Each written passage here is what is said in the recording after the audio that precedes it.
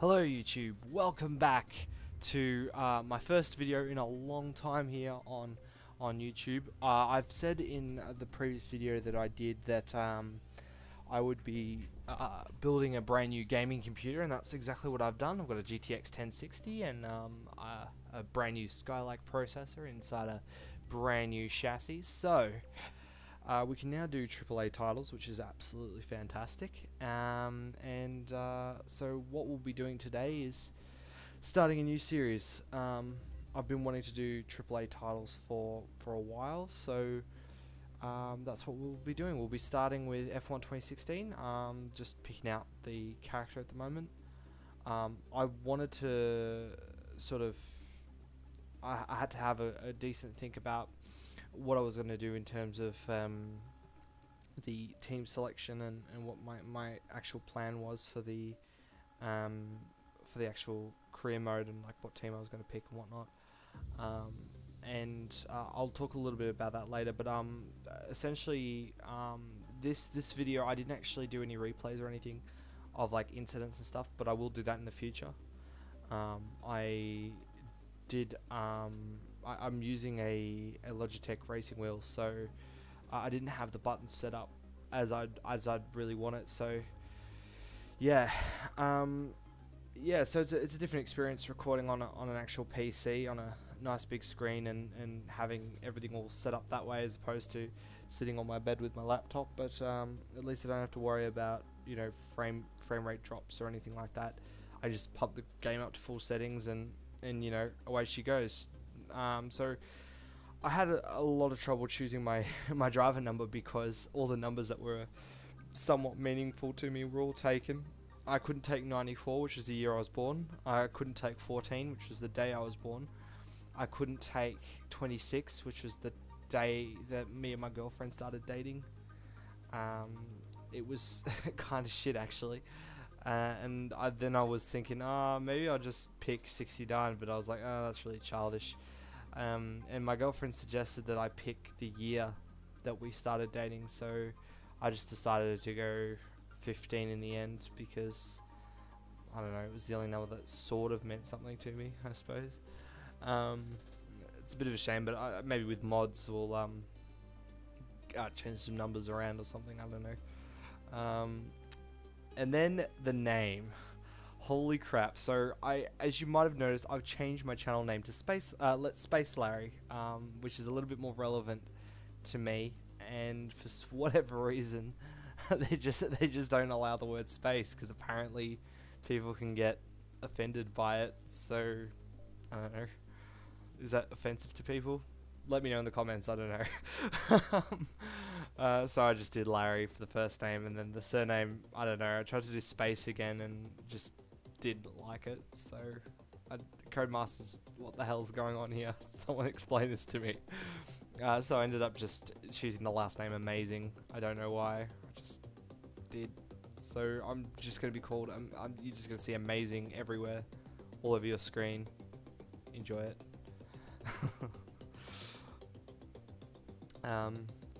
So yeah, I'm doing post commentary because it's really hard to concentrate, and I really don't want the sound of me like turning my wheel and hearing all the rattling and shaking of the desk and stuff, because it's a really flimsy desk. So I'm doing all post commentary. So this is the team selection. Basically the first idea I had was sort of start Toro Rosso and do like a Road to Red Bull type thing.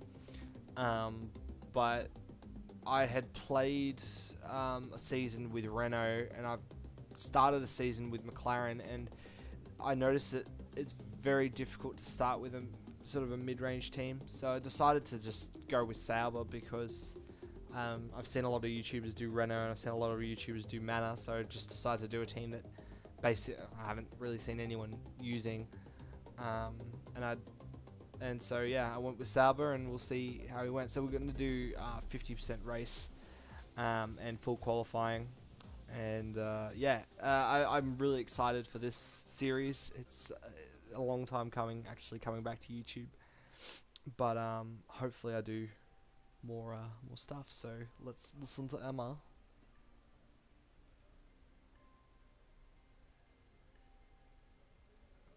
Hi, I'm Emma Jenkins. I'm a specialist in contract law, and I've been brought in to work as your agent. I'll be working to get you the best deal in the boardroom, which means you need to do the best possible job out there on the circuit. When you get new contract offers, either from new teams or an amendment to your existing offer, it'll come through me. I'll also keep you up to date on discussions behind the scenes to change your terms, or any specific goals that the team has set for you. If a contract offer does come through, I'll present to you the available offers, and then you can make the call. I assume that all sounds fine. No, it doesn't. Well then, good luck this season, and I'll catch you later. Well, thank you very much. So we have our new contract with Sauber. That's gonna be exciting. So let's have a look at the laptop and go into our first practice session. I'm just going to turn the speakers off because that's absolutely annoying the crap out of me hearing my own voice. Sorry to everyone that has to listen to me. I'm sorry. But yeah, this game I've been really impressed so far with all the features and just, you know, how well put together this game is compared to F1 2015. 2015 was just it was horrible. I'm not going to show these intros, I don't think, in future. They're just so annoying and tedious. So one thing I hope they just get rid of, because it's so pointless. Like, the characters, look at them. They sort of look fine, but then they have these really big, pronounced bags under their eyes, and they look really fake. I mean, the tracks and the cars look really amazing, but the one thing Codemasters doesn't do well is people. Look at Perez. He looks like he hasn't slept in a week. It's hilarious. So yeah, I hadn't really driven on my wheel in a good 2 years. My wheel was all dusty, and so I got my wheel out because I now have a PC and I can actually utilize it properly. And just the first several laps, you know, these are my first laps on the wheel in just years, and it just felt so alien to me because I was so used to the pad. But in playing the Renault, because I did a career mode with Renault, it just was so hard with the pad. I can't drive, and I had to put like all these assists on it. It was slowing me down. It was just shit. So and I've seen YouTubers and they've all said basically to use a wheel on this game, so I decided to just take a plunge and trying out all the practice sessions. Let me know in the comments whether you guys want to see these things, the track acclimatization and the tire wear, just snippets of it. This is me showing you how badly I destroy my tires.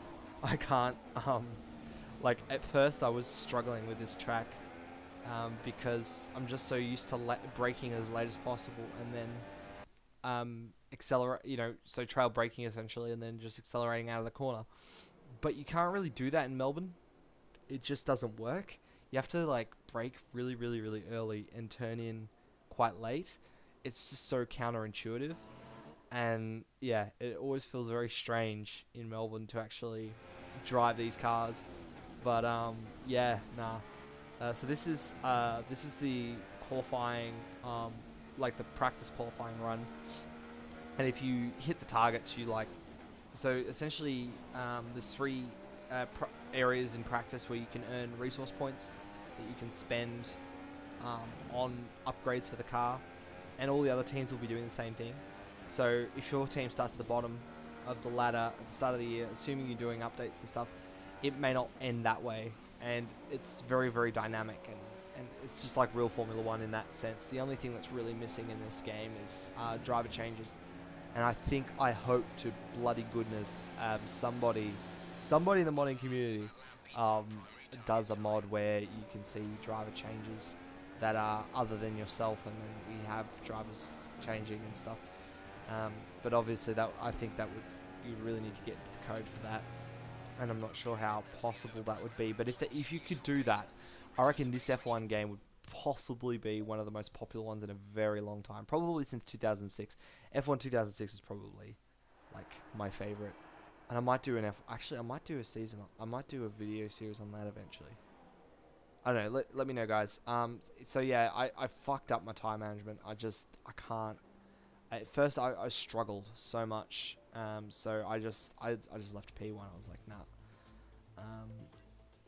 I needed more time. I used all the practice sessions for this first race because I needed to get used to the wheel and be sort of confident that I could do it. And the difficulty is not set high. You did see before at the start that I set it on expert, but I actually downed it to hard after this first practice session because it was just ridiculously hard, and I couldn't. Yeah, I couldn't really keep up with my times. No, sorry, I think I did it before that. Let's go. Hi. Good to meet you at last. My name's Chris, and I'll be working with you as your Chief of Vehicle Development. It'll be my job to get your feedback as a driver and to direct our upgrade design in the areas that you feel are most lacking. At each Grand Prix, we can run a series of practice programs and log the performance of the car as you drive it at its limit.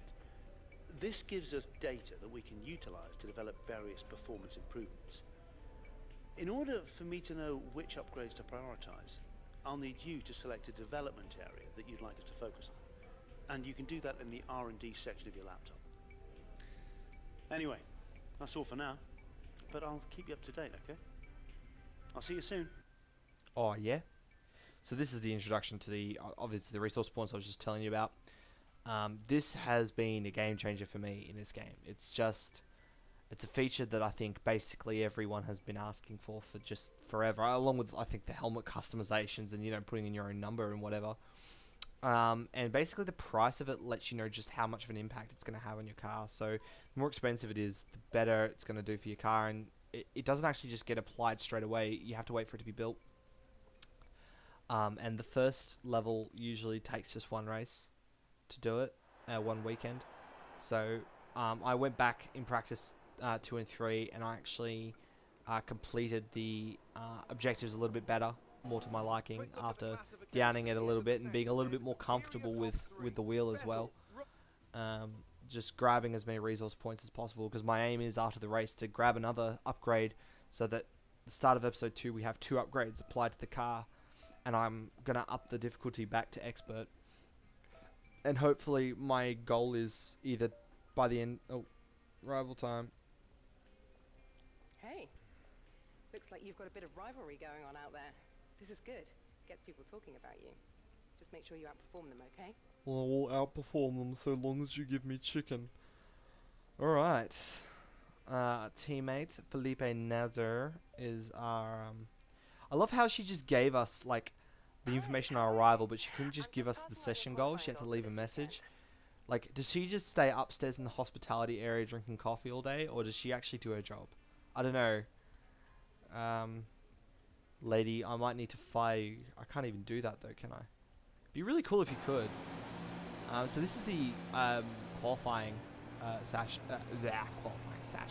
qualifying session, Q1. I'd done a few laps, and I'd gotten to my team's target of P17, and I just decided to go one more. And so this is the fastest lap of qualifying that I did, and just the lighting effects in this game is just absolutely magnificent. I love it. I think it's fantastic. It's definitely the best looking game that they've made so far, and I always thought, like 2015, I thought you couldn't get much better than that. But this game, the only thing that this game really needs is a sense of speed. Like, I remember F1 2006, you going really fast, everything would sort of blur around you, and that, you had that real sense of speed. But they've copied the sense of immersion definitely from that game. I can definitely feel sort of F1 2006 sort of esque things in this game. So I'll definitely I've got it already on an emulator, so I'm just going to put the emulator on this PC and turn up the graphics, and then maybe we'll do a series on it. So it'll be good. I'll definitely be restarting R Factor career mode eventually after I've done this. So yeah, and this lap was so quick. I was a little bit astounded that I basically got it spot on, like no crazy oversteer out of the corner there. Like I nailed the corner, and it ended up 6th, or is that 7th? It was either 6th or 7th, and sorry, I'm just looking at the preview window. So yeah, I ended up really sort of outperforming where I wanted to be, and I didn't want to start on soft tires, so I decided for Q2 to put on the soft tires instead of the super softs, because whatever tires you use to set your fastest lap in Q2 is the tires used for the race. So I decided to play a bit of strategy and just go out on the soft tires, so I could start on the soft tires, if that made sense, because I was already well above my position, and I just thought, you know, I'm not going to lose anything by, you know, going out on the softs and you know, starting on the soft tires, and you know, if you're in a slower car, generally you want to, you know, keep track position as opposed to trying to chase everybody else up, because I wasn't sure what my pace was. You know, in qualifying your pace might be really, really good, but you know, if you pile on the fuel, your car might be really, really bad. So I wasn't sure what way it was going to go, and then I ended up qualifying sort of down where I kind of thought I was going to be. I mean, most of them were on super softs, so I was pretty happy with the fact that you know, they were basically all on super softs, and you know, I was on the soft, so I expected to be a bit slower. But yeah, so starting 16th in our first race in Formula 1 F1 2016 in the Sauber, so we got some resource points for that. Still not enough to do anything really with. I need to finish the race, and then this is the rivalry update, and you get, yeah, obviously you get 1 point for reaching each objective, and basically at the end of the rivalry, if you beat them, you get a new rival. It's basically it. I don't actually know what the I have some information on the race goals you should keep in mind. I actually don't know what the purpose of the rivalry is just yet. I haven't really, you know, I played half a season with Renault, but I haven't really seen any kind of, you know, reason for it to be there. And I was just checking the you know, how much resource points I needed and whatnot. Oh, that's my alarm. Sorry, guys. But here we go, starting our first race in F1 2016 career mode with the Sauber team. It's been a really long time, guys. I'm so sorry for the wait, but we are finally here. We can play AAA titles. I can basically do anything. So let's get on with it. Let's get into the race. Obviously, the Mercedes on the front row. It's not a sight that we're not used to. And I was looking at the tire management, and I was like, my personalized tire management was really aggressive because I can't save tires for crap. So I just was like, well, no, I want to start on the medium. I don't care if I have to change strategy halfway through. I want to start on the medium because I'm going to have heavy fuel and start's going to be shit. So you got manual starts now. 4, 5 red lights. Release the clutch and away we go down the first straight for our first race. We got a decent start there, keeping the cars behind us and just making sure we don't brake too late as we sort of tap the 2 Force Indias there, and I was sort of worried about my front wing, so I just sort of gave it a little look-see there in the settings, but it was all fine. And I can tell you, I feel like a Formula 1 driver when you're like pressing all the buttons on your wheel and trying to race at the same time. Tap Perez again. The AI are so freaking slow on this first lap. It's just ridiculous, and I think that's just because it's on hard. The AI is on hard, not expert. So I will definitely up it to expert because they're just too slow at the start, and I kind of want this to be a bit more of a challenge in the Sauber. I don't, you know, this is with no upgrades, and I'm doing quite decent as we dive down Perez's inside here, and we're a few places now up from where we're supposed to be, and we're pulling away from the pack behind. So you know, by this point it was clear that I was used to the handling and I was used to the steering wheel. So we we cut a bit later now to lap 2 as I'm trying to get around Grosjean, and I sort of fishtailed it out of that corner there. You have to be very careful putting the power down in these cars in F1 2016. If you put too much down too quickly, you will spin, I can guarantee it, unless you could correct it. But if it's your first time, I can guarantee you'll be fishtailing a lot. As I sort of have a look there. This spot there that we just passed will become like a favourite overtaking spot. So we'll skip ahead now to lap 3 as I dive down the inside here, and just Alonso brake checks me there as I brake as hard as I can to stop running into the back of him. I'm being very cautious because these two look like they're fighting, and they sort of take each other out. Next race I promise I'll do replays. I filmed this sort of at 1 in the morning, so I was tired and didn't really want to replay the whole race and do it all again. I mean, I could just do events, sort of as I go, but yeah. I think I will just do replays as we've skipped ahead now to lap 8. A bunch of cars have just gone into the pits. Rosberg's come out, so that's why we're in 4th place. And yeah, he just gets away really easy in the Mercedes, and I would have expected that too, as we fishtail a little bit there. And we skip ahead now to lap 12. My tyres are just gone. We've gone 12 laps, and I've got 70% on my front left. It's just, there's nothing left of my tyres. And so my engineer asked me if I want to change strategy and put super softs on instead of the mediums, because he's looking at my tyre wear and going, nah, this guy, he'll get to the end. So I sort of trusted his judgment, because I got bit in 2 races, my first 2 races with Renault, when my tyres blew up the last lap on the first 2 races in my test career, because I needed to see where I was at in terms of skill level, and just get myself up to scratch here as we come into the pits for our super soft tyres, new strategy. It's exciting, isn't it? Look at those red tyres, tasty. So, oh, Haryanto, that's a name we don't miss. Too soon, as the banana cars and the McLarens pass us here. The super softs are quite a bit griffier, and it didn't take long for me to catch up to Alonso and Button and sort of just go down there inside here. They were just going very slow. We're on the Palmer train. Choo choo. I'm just trying to make sure I don't run into anyone. It's very hard to overtake here, so generally it's only too wide as I go around. Me and Sainz go around Palmer there.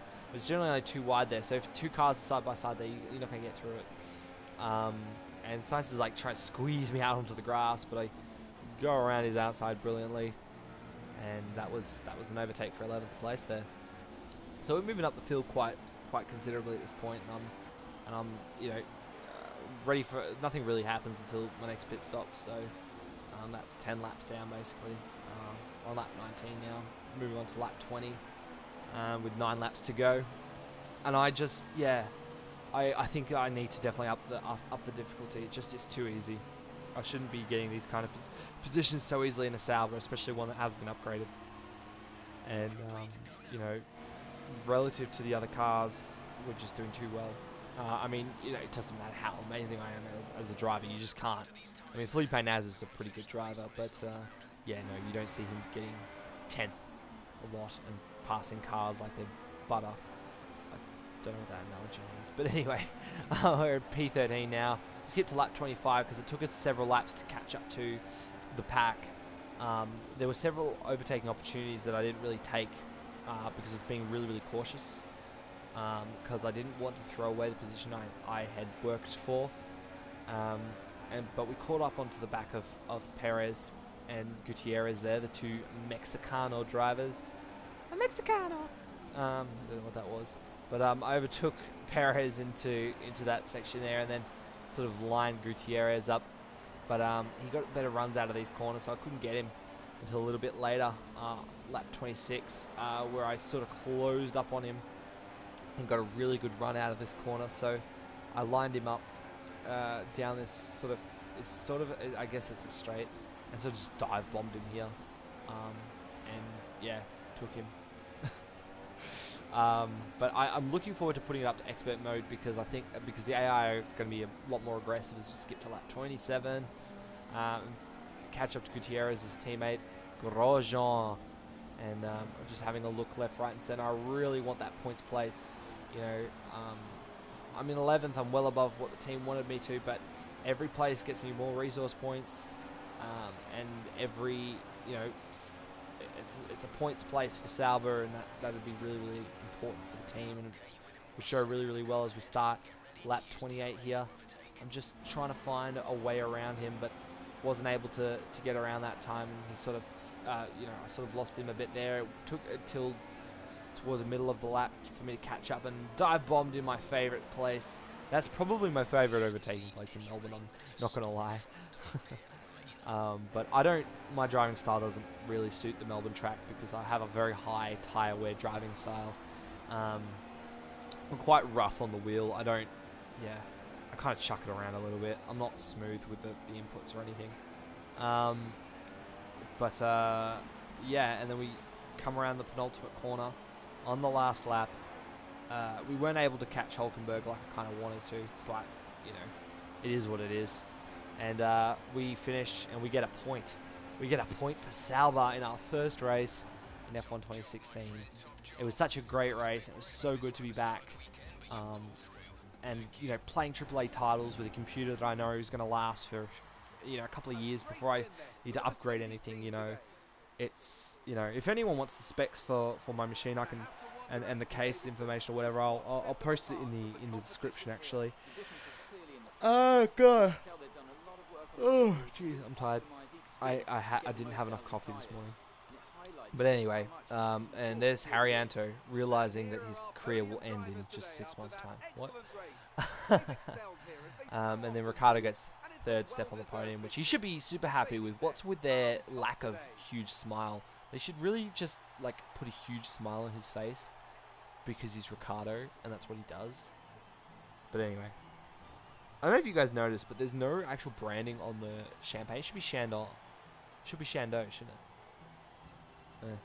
I live in Hillsville, and that's actually where the Chandon winery is. So I always drive past it. It's crazy. But there we are, in 10th place. 1 point. I mean, that doesn't sound significant, but I think that's probably the most we're going to get for a long time. You know, I'm used to the driving now. You've seen what I'm capable of now. I know sort of where I'm at, and I expect to sort of be upper tail end of the field, hopefully, sort of 16th, 17th place, hopefully for the next couple of races at least. We get a good haul of resource points there, so I'm gonna get the best upgrade that I can get, so that we've got 2 upgrades literally as we get to the next race, which I believe is Bahrain. I'm so used to Malaysia being second and China being third. I just play too much Formula 1. But we're look at our driver position. We'll overthrow Nasser in no time at this rate. Famous last words. So, yeah, the career score. I think that's sort of like I don't know. I don't even know what that does. It's completely pointless to me. But yeah, so we buy some drag reduction because it's the only one that's sort of half decent that we can afford. So we've got 2 upgrades coming at the next race. Thank you everybody for watching, and I will see you guys next time. Goodbye.